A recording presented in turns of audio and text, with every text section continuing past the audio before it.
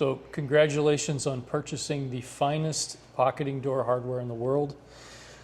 Now the question is, how do you put all this stuff together? First thing is, where do I drill the holes? You have two options to figure out where to drill the holes, and that is to use the configuration program, which provides you an output that looks like this, shows you where all the holes are located, and produces a drawing file that you can import into CNC. Or you can download our drawing files that show you all the manual calculations for all the hole locations and to determine how long the profiles are, that is top, bottom, and upright profile. That guy right there. How long those pieces need to be cut as well. Hey David, where do I find the configurator? It's on the Hawa website. It's just hawa.com, HAWA.com. The very top of the page, you'll see a link for the configurator, and you'll also see a link for Product Finder. Once you go to Product Finder, you can type in Concepta 3, and that will take you to a page where you can download these files. So, Good David, is it only in metric, or is it also provided, is the output provided in inches? Yeah, in the drawing file, it's metric and imperial, but in the configurator, it will only be metric. Okay. So now we've got all the holes drilled. They're here in our sample. All the holes are put in place. So let's go ahead and install this guy. It's really pretty simple. And if you watch the installation video, which you can also get to from our website, or by going to YouTube and just Googling or typing in a search bar for Hawa Concepta 3, you should be able to find that in actually multiple languages. So very easy. By the way, all the fasteners that are going in the wood now are going to be changed over to Torx T20. A T20 bit comes with every hardware kit. Do you recommend using a power tool on the other things that we do here? Well, anything going in the wood, you're okay with the power tool as long as it's set on low. But the other items that are being attached are going to use primarily that number 3 hex.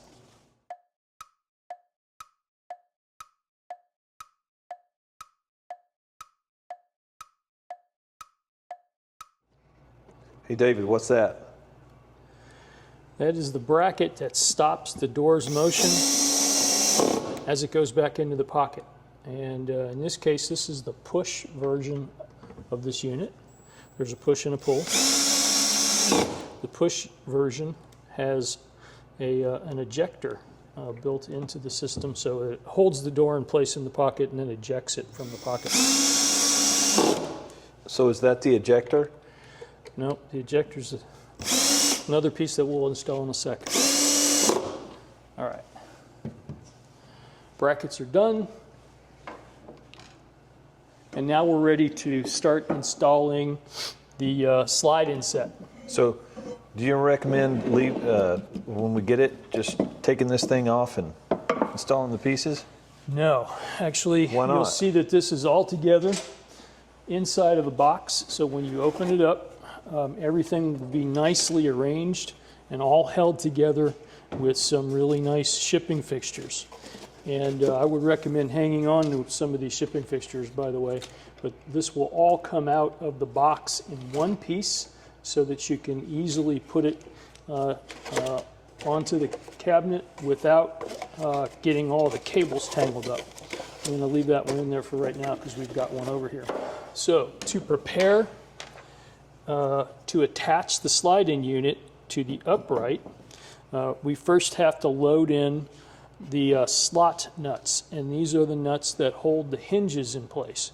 So essentially what happens is you're sliding these in. When you're ready to do the hinge installation or the door installation, the hinges go right on the face of the upright, and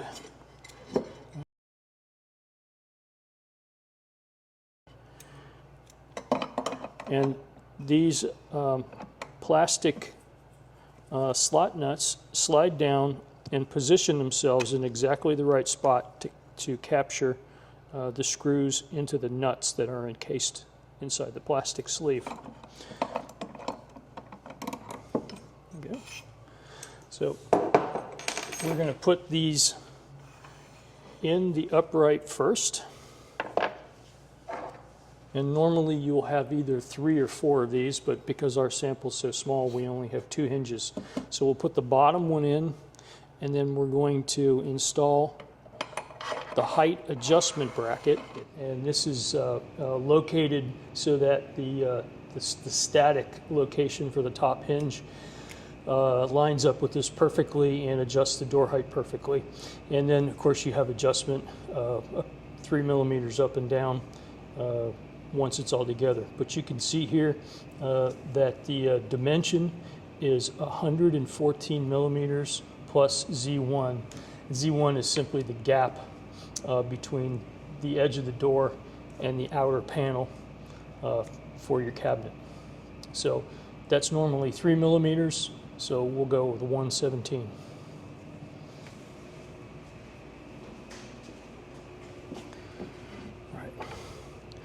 And so we'll put the adjustment bracket in, and measuring from the flat spot on the adjustment bracket down to 117. And that's right there.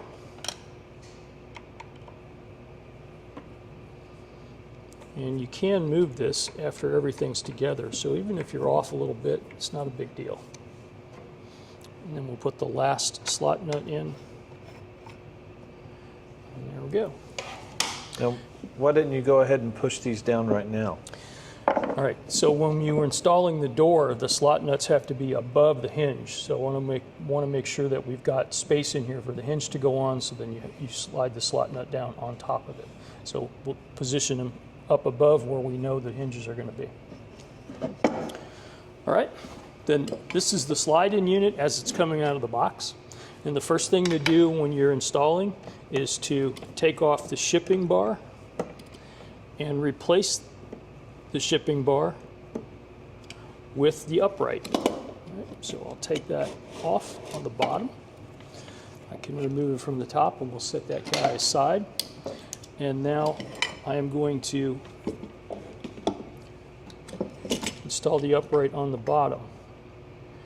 And when you are doing this, be careful that you don't rock this back and forth and attach it like so, forward or back.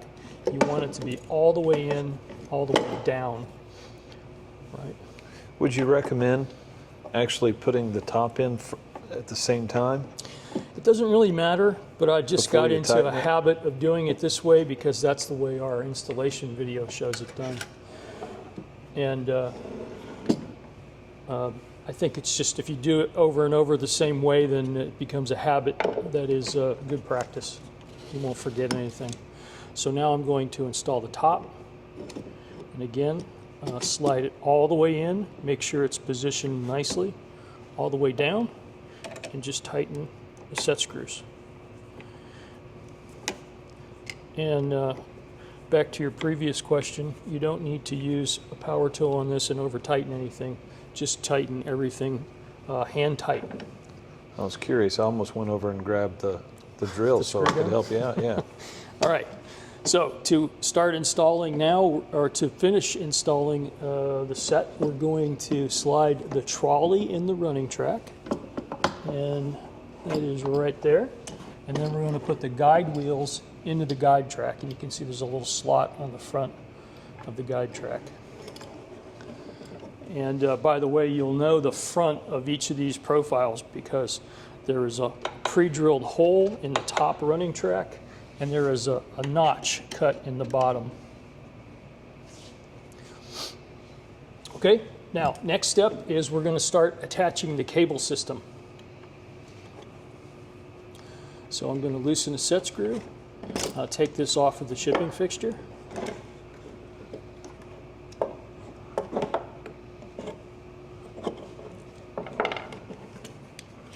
There it goes.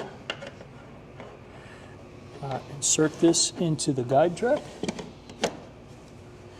and then tighten down the set screw. Again, finger tight.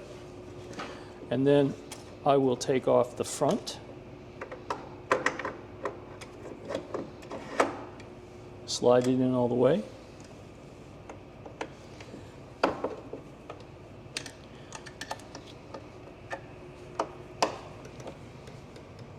And tighten.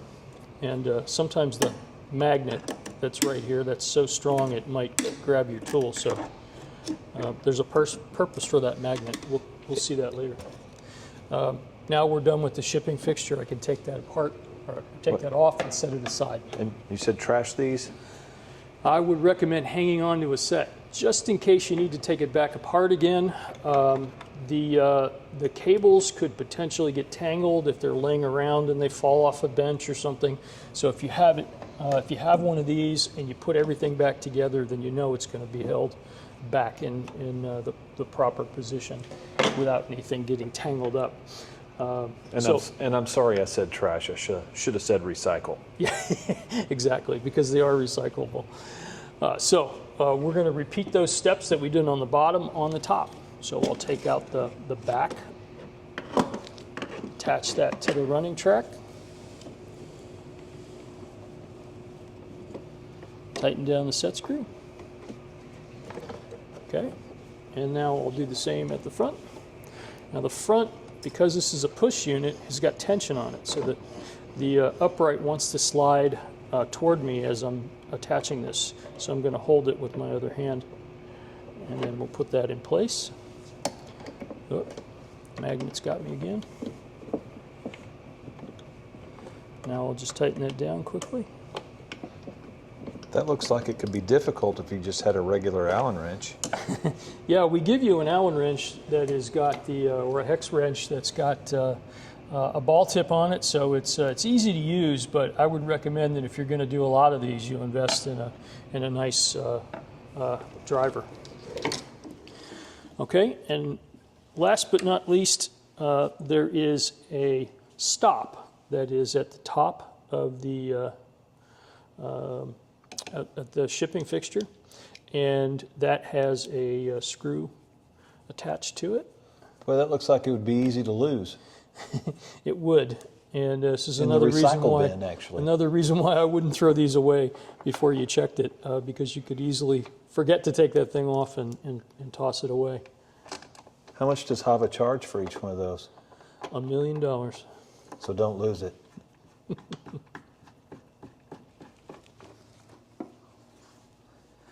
Okay, now that that's in, we've got everything attached, and I can take off the other shipping fixture, and we're ready to go. Now what we've got to do is to tighten the cable system. So in order to do that, we have to lock the upright in the out position. And in order to do that, we use a little hook lock that's built into the top and bottom end stops. So you'll see that when I turn this, Oh, you barely had to turn that, David. Yep, just about 3/4 of a turn. That little hook lock pops up.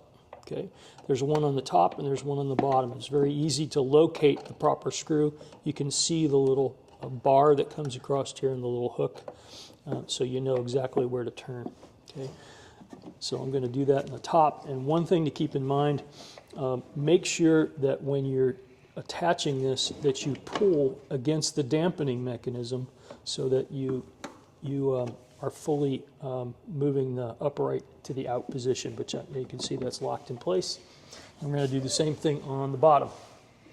On the bottom again, you can see there's the hook lock right there.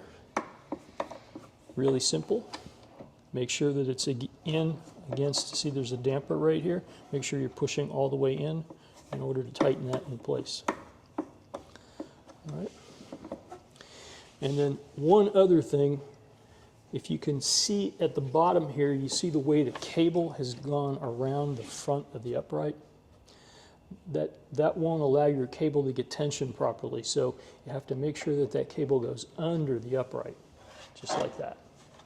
Make sure that it's that way at the bottom and at the top. Okay? Now you've left some plastic here. Why would you do that? Yeah, that's just a piece that has been installed to try to prevent that cable from getting tangled up or hooked up on the upright. So you don't recommend pulling that off? No. Okay. Okay, so now we're going to tension the cable and the cable system, and we'll start at the bottom. So right now there's a lot of slack on the cable. I'm just going to take the slack up. You'll notice that on the reel that is holding the cable, there is an arrow. You want to turn in the direction of the arrow to take the slack up, and you'll find there's the slack taken up. And now I'm going to lock the cable in place, just like that. And then I'll tension the cable. You don't need to use this to get it really, really tight, do you? No, that's just a storage reel for the cable, okay, for the rest of the slack cable. So to tension the cable, I'm going to use this screw and tighten it down until I get these two arrows to line up. So you see the little red blocks right there? They've got arrows in them. And I'm going to turn that. And you can see some movement happening there already. And we've got good tension. Now I'm going to repeat that step at the top. I'm going to take up the slack using the reel, and I'm going to lock the cable in place. And then I'm going to turn until the arrows line up.